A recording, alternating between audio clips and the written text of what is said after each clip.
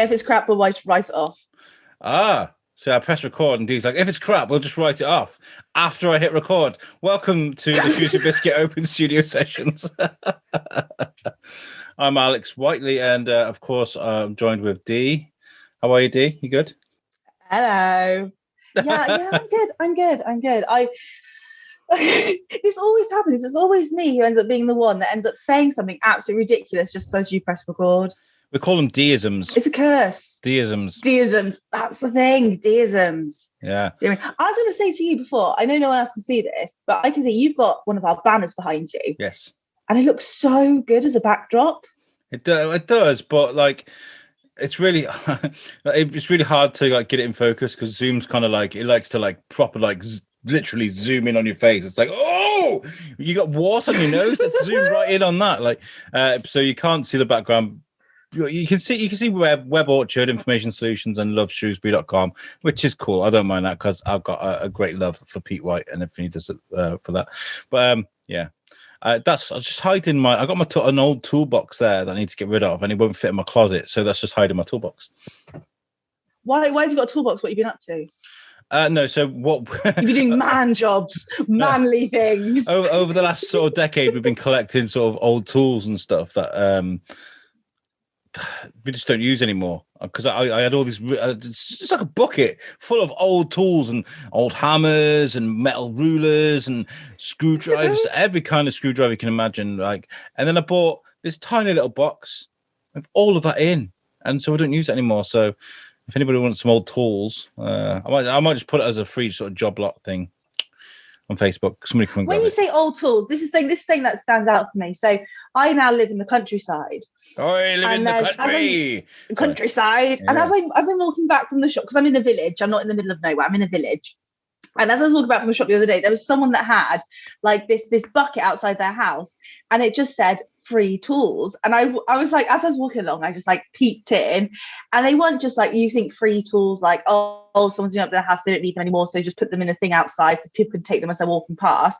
These ones were like as if they were Victorian wood tools. They were old, they were like hand drills and orange stuff. And rusty and everything like that. And I was like, yeah, like things like that. And I was like, what is going on? This shows what kind of village I live. I'm not going to say the village, give it shade, but it shows what kind of village I live in. It was like, I've got to this stage now where when I go to a shop and it's just, everything goes into slow-mo. As soon as I leave my house and go into a village, I think that's village life, isn't it? Everything slows down. Everyone's going along really slowly.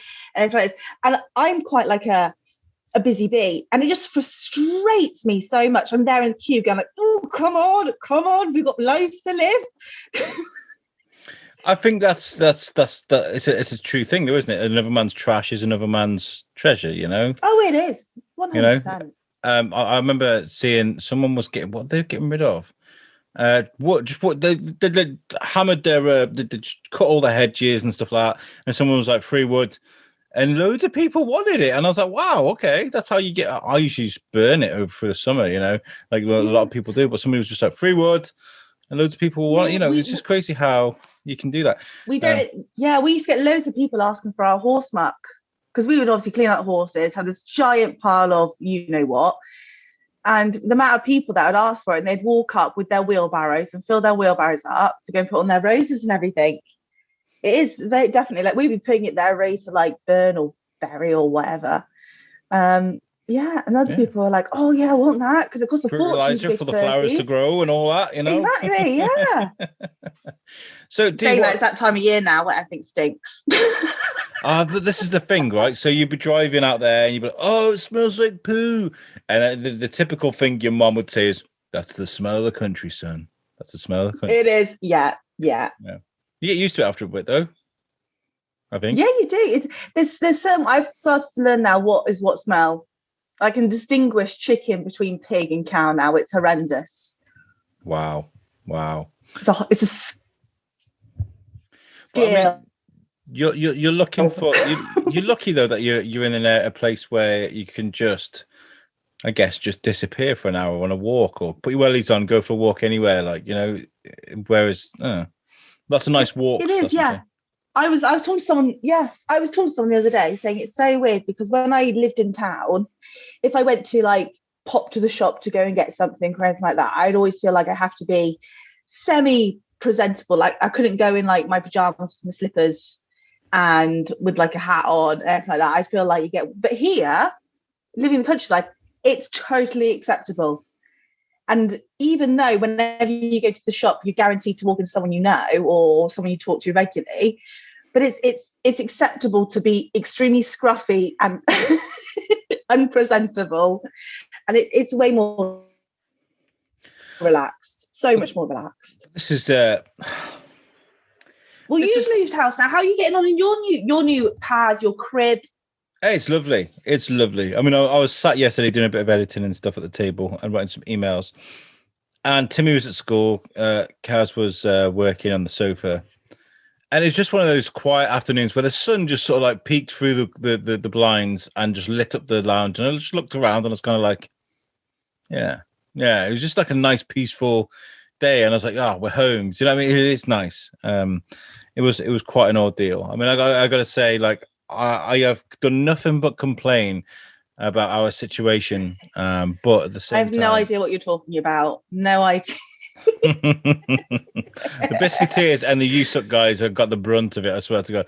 But no, I did. I was kind of like, oh man, I can't believe we haven't got our own place over through the pandemic. Blah, blah. But there are people in worse situations, and I feel kind of guilty for having that sort of moment of moaning about things. And you know, I've got to say, we're very lucky. It wasn't the whole fact that you were waiting for your new place to become available. You got messed around a little bit. It's the whole fact that you obviously moved in with your mother-in-law. She was brilliant like that, but you kind of lose your independence even though you're still an adult. I always feel like that. Like I was terrified when I was moving house. I was like, well, I have to temporarily move back to my parents, and it was the worst thing I could ever imagine doing. Like I get along with them so well, but it's that personal spacing, isn't it? Yeah. It was an interesting time. I gotta say, but what it has done is it's made me realize that maybe I was taking the certain things for granted. You know what I mean? Like I'll never ever take my own space for granted anymore. I've become a bit more house proud. I'm kind of like, yeah, look, this is my hallway. Look at my hallway. Look how clean it is. You know, silly things like that. You know, like I don't know. I think it's nice, and it you know, I feel guilty for being down when there are people out there that are in much worse situations. But you know, it is what it is, and we're very happy now. So I can't fault destiny, whatever's happened. It's certainly taught me a lesson, and the place looks nice. I can't wait to invite you guys round when we can. Obviously, the world is going to start opening up very slowly soon, month by month, little by little. You gave us a tiny little.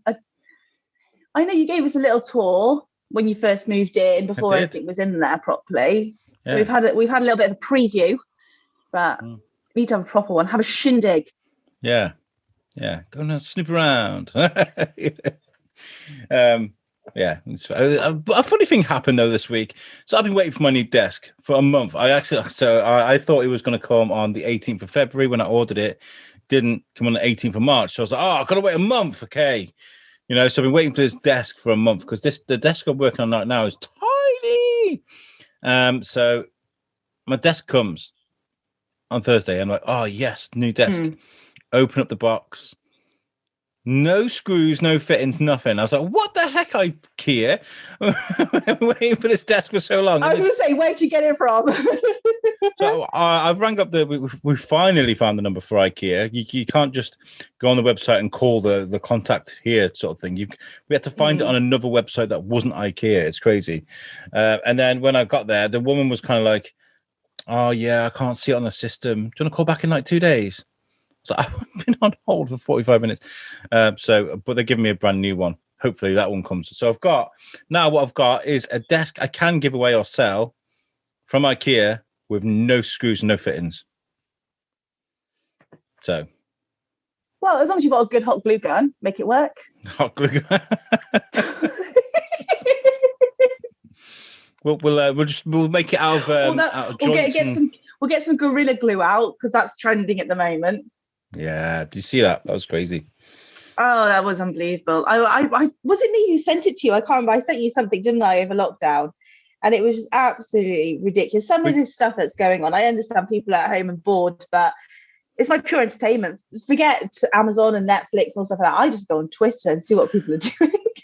Well, like the Weekly Bazaar's back now for USUC, which is fun. I love doing that show. And that's a show where we sort of dive into sort of the strangest news stories that are out there. And that was one of them that someone sent to me. I mean, so this girl, if you're not aware, listeners, there's a girl in America. She's a black girl, so she's got the afro hair. So she needed something strong to hold her hair back, right? So she thought she looked for the strongest thing she could find in the house, and she found Gorilla Glue. She slicked her hair back with this Gorilla Glue, but it's Gorilla Glue, and when it's stuck back, it stuck back, and she couldn't get her hair loose, and she was panicking, and her hair was stuck like that. She had to go to a plastic surgeon to get it or a doctor. And he managed to dissolve it. She's lost a bit of her hair, but her hair looks lovely now. It's fine. So that doctor saved the day, and he didn't charge her either because everyone was taking the mickey out of her on the internet. So, there's all these people saying what they think the reason that she used it was, and they were saying that she obviously ran out of her normal spray, so she ended up using that. Or there's a hair product called Gorilla Goo that she must have got confused with Gorilla Glue, and I'm like, just makes me think that she's just used Gorilla Glue. I know people who have done their stick-on nails with that with super glue before, and I'm like, no more nails. It's not designed for that. Literally, no more nails. Definitely no more nails. Yeah.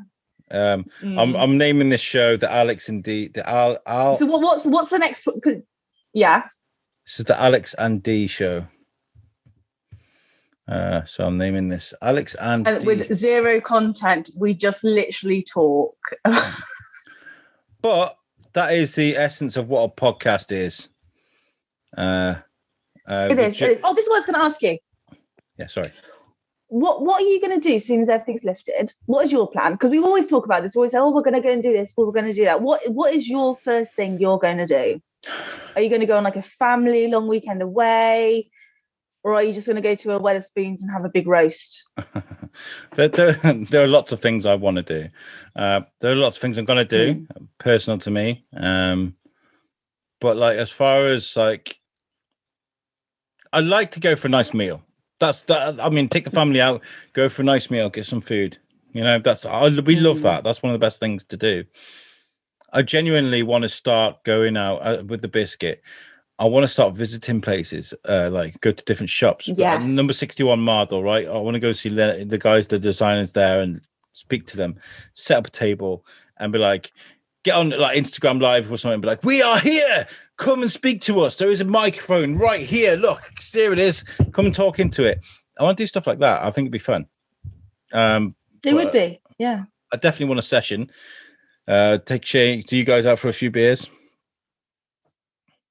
That'd be good. Not in a rowdy kind of sense, but no, it will be a rowdy one. We'll port bombs all around, take advantage of the moment, because the things we haven't been out so long. And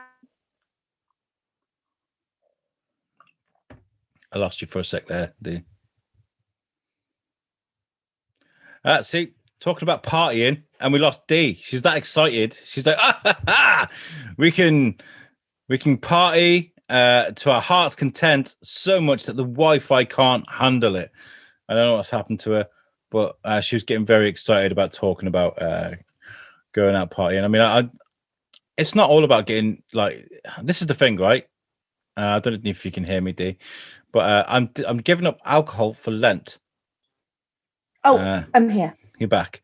I was just saying, I've given up alcohol for Lent. Sorry, someone said the word alcohol and I came straight back. I was joking about how you were so excited about partying, you broke the internet. What for? So yeah, I've given up alcohol for Lent. It's been boring more than anything. I feel like this is the wrong year to be giving up anything, right? I do like to have a couple of beers with my podcasts and stuff on a Wednesday night or something, because that's my version of going to the pub. But do you know what? I'm having a beer tonight, and Lent isn't even over. You rebel. Is something really bad going to happen? Are you going to have consequences from breaking the rules? I'm gonna have Dave Grohl turn up in my bedroom dressed up as a devil. He's gonna take me to hell, drag me to hell. Tenacious. Oh, here. Dee's gone to get something. Yeah, I know. Tenaciously. Look at the size of this, though. Now this is one drink. Yeah, you see the size of it? It's a big Corona. This compared to a teaspoon. Oh no, it's a giant teaspoon. I know. I got so excited. Here we go. This compared to a teaspoon. It was huge. I saw this and I was like, that would make me really happy. I do love my Corona. In fact, that's what I'm going to tell the wife to get me. So if I'm going quiet, it's because Phil Morris, our new photographer, I sent him to town. I didn't send him to town. I was like, I need some pictures for the biscuit. Are any of you guys free? Because we put these James Warman and Phil Morris together. They're our new photographers. And Phil was like, yeah, I'm in town that day. I can get some pictures. And I was like, okay. What do you want? And I was like, I don't know, something summer. Go around, look some of the landmarks in Shrewsbury. Let's introduce Phil Morris to the Shrewsbury biscuit. This is your opportunity. And he sent me one of the most beautiful pictures I've ever seen. And it's literally just a close-up of the Darwin statue outside the library. And I was blown away. And I was just, so at the moment, he's like, give me your email address. I'm sending you loads more pictures. So I'm really excited to see what he's going to send me. Man, I can't wait. So you want to sound like this for ages. Here we go. At what point does lockdown head just go too far? I don't know, man. I went to start a podcast with a ginger wig last night because we sent Timmy to school as Ron Weasley. So we bought this cheap ginger wig. And I put it on last night. Why Ron Weasley? Hey? Yeah. No shame to gingers. No shame to gingers. Your internet is terrible at the moment. I'm really struggling to get a I know there's not much I can do about it. Hold on, let me switch to 4G or 5G if you got it. Just try and tweak some bits and pieces. Are you sure? Yeah, right, try here it. We go. Try it. Let's see what happens. This is a podcast that we like talk. What am I like now? Am I like a robot? Better, am I smoother? much better. Like, yes. Oh God! We solved the problem just by switching off your internet. We killed it. BT, if you're listening. We got BT. We've been having problems in our street. A lot of people have been complaining about the internet. I mean, it has been happening. I've been going through the podcasts, and then all of a sudden it just throws people out or throws me out and stuff. It's a nightmare, isn't it? But it's much better than what I had before. What was I saying? We're talking Ron Weasley. Yeah. So his friend had gone as Harry Potter, yes. And he didn't want to go as Harry Potter because he didn't want there to be two Harry Potters. So he went, let's go as Ron Weasley. So he looked awesome, man. He had the orange wig and everything. It was great. So Kaz last night was like, I dare you to put the wig on for the Weekly Bazaar. And I was like, don't. What's the point in daring me to do? I can do that. Like that. I do things out regularly. She goes, go on then, put the wig. So I put the wig on, and I turn up backstage with TS, my co-host, and our guest. And TS, Tom, was like, no. He's like, Whiteley, no. I'm not having it. No. He was like, no, take it off. Was he having hair envy? Was it hair envy? I want to know. It was hair envy, and it was red as well. And he's got a big red beard, so I think maybe. I know, that's what I mean. I would love to see what he looks like in a big ginger wig with his big ginger beard. Yeah, that would be a look. I'm sure he wonders that as well daily. So we've asked what I want to do. Okay, so I was very vague about it. My kids live in Wales. Okay, so I've been in touch with my kids, but I haven't been able to go and see them, which has been sad. But we've been in touch. I want to go and grab them, scoop them up, bring them here. We do whatever. Like, I want to go to Wales. I want to see my kids. I want to go for a meal. I want to have a few drinks, and I want to do some biscuity stuff out on the roads because I haven't been to town properly in ages. I just want to just sit there and just watch the world go by a little bit, you know. I don't know you can do that now, but like, it's a bit eerie, isn't it? It's a bit weird just sat there by yourself. It is. Well, I thought this. So recently because I've taken up to making sure I do my 10,000 steps a day. And I've been just like, in the morning, I'll just go out the house and I'll go for a walk and I'll know what I'm doing. I'll know different routes and everything like that. And sometimes I'll break it into two and everything like this. And I thought, I'm going to go for a walk in the quarry. And I was like, but I can't go just me. Because sometimes I feel like when you see someone walking along, especially in the countryside, and they're not holding onto a dog lead and they haven't got a dog with them, I look at them and go like, what are you up to? You know what I mean? Maybe it's just me. So now I end up, whenever I go into town, I'm like, take the dog. Because it's not like I have to worry about going into anywhere. So I was like, take the dog. But he is not designed for town life. Fergus is country only. Put him on a lead. He has no idea he's nearly 10. And he's hardly ever been in the lead all of his life. He just spends all his time out in the fields doing what he does, coming and going. And putting him in a lead, he's there going like, what is this strange device that you've put me in? And I'm walking along with him, all these people with their well-behaved dogs. And Fergus is there going like, hold on, I haven't weed on this 12th tree in a row. Bear with.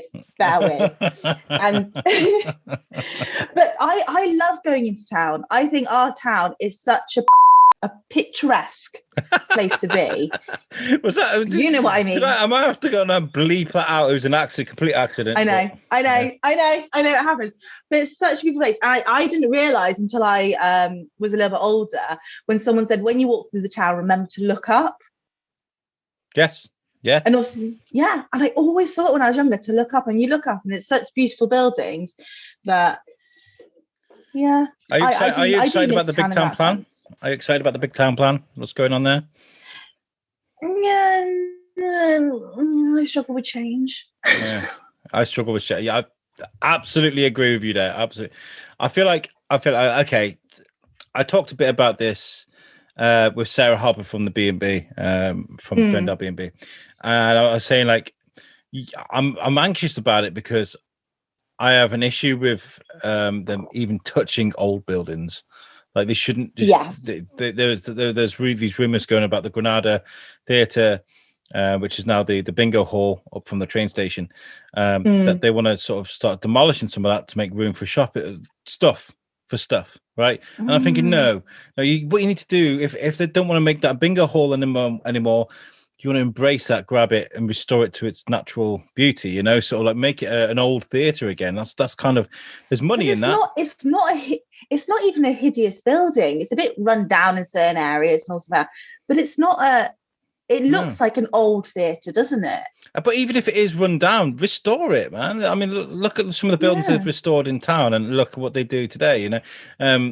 I feel like that's Shrewsbury's heritage and that belongs to the people of Shrewsbury. You shouldn't start sort of knocking holes in walls and stuff. Like, you have no right doing that. How dare you? You know, sort of thing. So this and they've also recently announced that they're going to keep the bus station, haven't they, as well?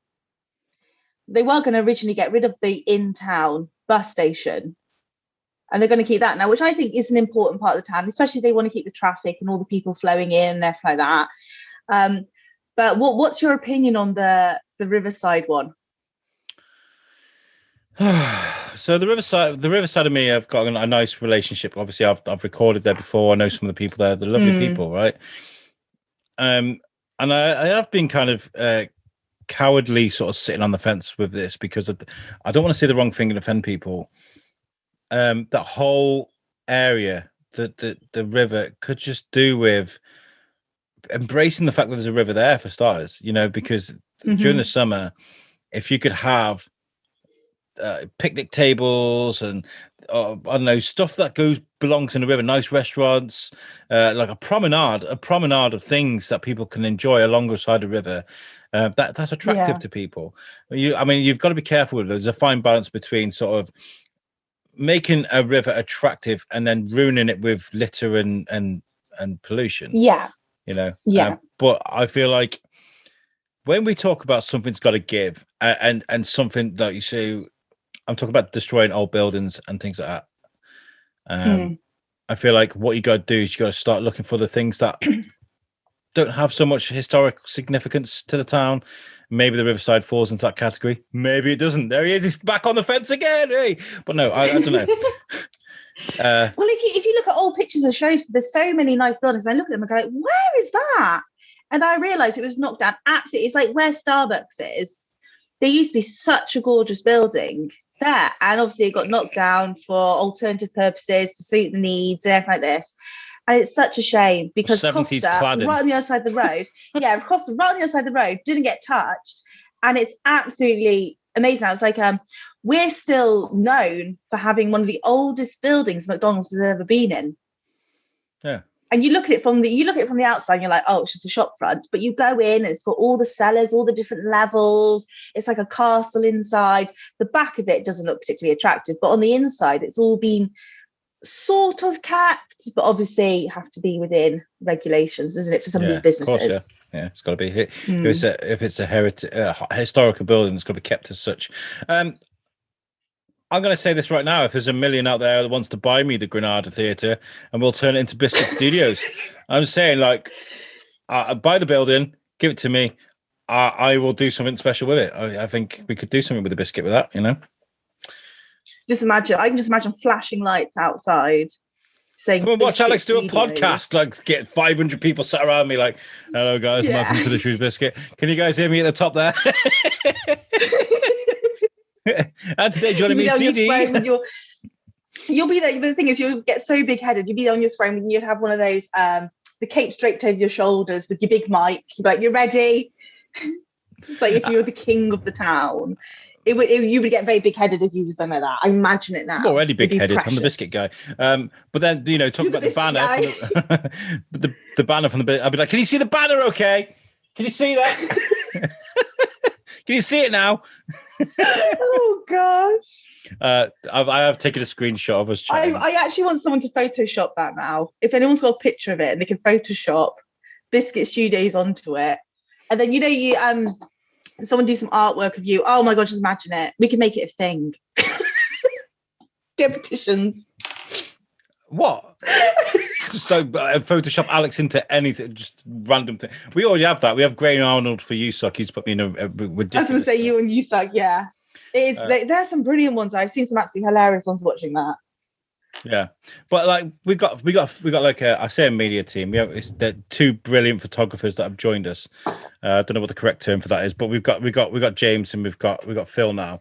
So I would like us to sort of getting each other sort of photographed in certain scenarios. I don't know, maybe we can have themes of the week and sort of. I'd love to do some photography sort of competitions. Once we start getting merch and stuff that we can give away. Get some funding so we can buy some, I don't know, camera equipment or whatever, free printing for something. I don't know, like we can. What it was like also I need to talk to the boys about angles. I got certain angles that the public must never see. Me too. My wife finds them all the time. She's like, is this one okay? I'm like, no. Yeah. I'm like, I've got spare chins. You never know when one might fall off. So I've got some backups. Safety, that's a safety chins. Give my good side. But yeah, we do have so much coming up of the Biscuit at the moment. I'm really excited about the future, for the very, very sort of recent future. The very near future. There you go. Because we're obviously we're a CIC. We have been for a while, but all the bits are through now, so we can start taking in sponsorships and stuff. So I'm looking forward to seeing what that brings. Because with a bit of love and a bit of TLC and yes, a bit of cash, we can turn the Biscuit into something special, and like that's what we're after. We're after someone to be associated with us through the VMS, through the OSS, the Open Studio sessions, and through the normal show. So if you do want to get involved, and you want to sort of we come up and be like, "Hey guys, would you like a website?" I wouldn't do it like that. Wrong show. But like we do with Web Orchard, you see Web Orchard right behind me right there. I'm very proud to be working with them, and if you join us, I'll be proud for you too. We'll give you shout outs on the show. We can make all adverts for you, and we'll throw your logo on our show as well. We'll get you on the show. You can talk to me, the Biscuit guy, and D maybe. To the Biscuit guy, and me maybe. What are you trying to say? Scheduling. We always do these things when you guys are working. The weekends are like the time when I'm kind of like, okay, guys, let's do stuff. Do stuff. Why aren't you doing stuff? Yeah. So anyway, let's call this. I reckon our good half an hour show. Yeah. This is what it is. If it's awful, we'll just we'll get rid. If it's awful, we'll just fight it off. We'll chalk that one off as a maybe. How we have listeners, I have no idea. Sometimes. This is fine. I love having a mess about in the microphone. This is how you build character. This is just hit record and talk. I'm keeping all of this in. The internet failings, everything. I might have to beep out the P word that you accidentally threw in there because it's going to sound like I know. the thing I know, is about I know. Shrewsbury. It's a beep. But it wasn't meant to come across like that. I'm still missing us. I'm missing sitting in a studio, being able to sit there with the mics across someone, even if it's not a studio. But you know what you were saying before. That's what I'm missing. I'm missing the whole face-to-face interactions when talking to people about things that they're passionate about. And that's what's me sitting behind a screen. All I do is look at myself, just like my hair's a mess, and then just it's. I don't like screen life. Screen life, yo. Some of you were born into it, like me. We are born into screen life. Yeah, I feel that too. I do. I miss the studio. We did. Me and Jules went to Shropshire Floats in Middle.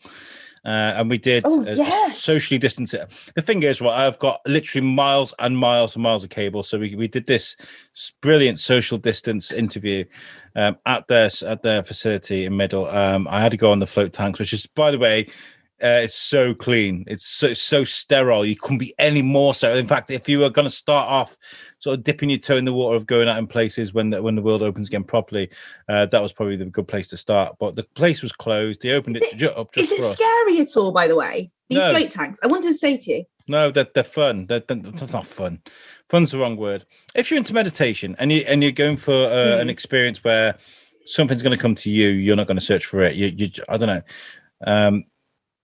At first, I was in the mode of let's just do it because I've been wanting to do this for a very, very long time. The flotation tank. Yeah. So I wanted to experience it properly. So I went into it sort of headstrong. You basically you shower and you turn the shower down bit by bit until it kind of gets cold to sort of moderate your temperature, right? So that you're a little bit chilly. You get in the water. The water's it's body temperature, so it's 37 degrees. But because you've got in the cold shower, your body's like, oh, this is cool. And you literally float. You're weightless the whole time. You're weightless. You're floating, and it's amazing. What is it? Is it just like natural? What is the water in it? Is it kind of like salty water? Or? Saline, yeah. So it's salty water. So it's very buoyant. Oh, so it's super easy, like the Black Sea. How easy it is to float in it because of the salt levels. The Dead Sea. Like that. The Dead Sea. You know what I mean. Jules made the same. It's early. It's still early. And you have lights and music, very soft lights, very soft music, and it's sort of like very, very slowly and very gently sort of dims into a red light and slowly into blackness. But before it even gone dark, I'd kind of started meditating. I kind of like listen to music, feeling this, hearing my breathing. I like to meditate now and again. It's beautiful. And then I remember opening my eyes and going, "Oh, the light's gone out." I didn't even see him go out. And it was really weird because I was looking for things to the biscuit. I wanted to find answers for the biscuit. What do I want to do with this? And I did. I imagined what the Shrewsbury Biscuit Studios looks like, and this is what I want from that image. But I was trying to think more about it. But I couldn't get away from Pendine Sands. Years and years ago, we went to Pendine Sands, and there's this beautiful hill that we climbed up, and you could see the sea from the hill. You could hear it. You could feel the wind blowing your face, and I was there, and I couldn't get away from it. It's crazy, but when you meditate, I try not to think too much about it. I think that's what had happened because I was forcing myself to think about the biscuit, but letting my mind wander, and my mind just went straight to Pendine, and it was quite serene. It was very nice. Very, very nice. Recommend it for anybody. Yeah. See, I just go away that it's claustrophobic. No, but then everyone I speak to says it's not at all. Yeah, everyone says it's not. Yeah. It's not. It's because it's an egg that goes up. So and weirdly, when the lights go out, because it's so long as well, you don't feel the egg around you. You can stretch out as hard as you want, and you can't touch the sides, right? This is what my mum was saying. She was like, it's so weird because she's done it before, and she was like, you can't feel the sides. She was like, you'd be floating there, and you don't know where you are because you can't feel anything. Yeah. But when the lights go out, you don't feel quite. In fact, it feels infinite. It feels actually bigger when the lights go out because you can't touch the sides, and because you can't see anything, you're kind of like, wow, I'm floating in space. Do you not float from side to side or anything? Okay, so this is what happened, right? I would if I did sort of like get my toe and it touched the side, I'd be like, oh, I want to be weightless, and I'd gently push off, right? And I'll make sure that my fingers, my head, or my toes weren't touching the sides. But then I was like, Whiteley, you're weightless right now. Let's have some fun with this. So what I'll do, you can't see anything, right? You can't see anything. So I would get to where, I don't know, my right toe is touching the side of the egg, and I'd push off, very slowly push off. Now I'm going in a direction. My body doesn't know which direction it's going in. So I'm like, it's very weird. It feels like you're slowly spinning around in a circle. And you expect your left hand to sort of touch the side because you've pushed off with your right toe. Yeah. Then the other one touches, and you're like, whoa! And like, because I'm meditating, because it's slow, it feels very tantric. That's the way to feel it. And when your finger touches the side, it like really takes its time to like get there, and it's really nice. So I was like pushing myself and sort of betting which side's going to touch the side. Do you know what I mean? It was just I was having fun with it in the end. Shropshire Floats, make sure you check them out. Right, let's get out of here because we've got another show in 10 minutes. Me and you, we're going to be speaking to our new photographers. Speaking to the new boys. The new boys. Yeah. I want to get them in and scare the living daylights out of them. All right, guys, sit down. Let's talk about what are your intentions with my biscuit? I really think we should do that. Just like scare them off, throw them in at the deep end. You see, the thing is, James has been on the show before. He knows I'm a nice guy. Oh, he knows you're a player. Yeah, he knows your games. Yeah. Right. Down there. Dee, this has been fantastic. This is an episode that we just we had last minute reschedule, which we will reschedule. And I was like, should we just hit record? So that's what this is. So I hope you enjoyed it, guys. Thank you very much for listening. Make sure you check out our website, which is shrewsburybiscuitpodcast.co.uk. And all of our audio is available there. It's made for us by our friends Web Orchard. We can't see it now because it's an audio show only show. Well, Web Orchard. Oh, yeah. If you need a website, make sure you check them out, and they will make you a beautiful website. They've made websites for me at the Biscuit and for you, Suck, as well, and they're both beautiful looking websites. So make sure you check them out. Right, Dee, let's get out of here. We'll catch you guys next time. Peace out. See ya.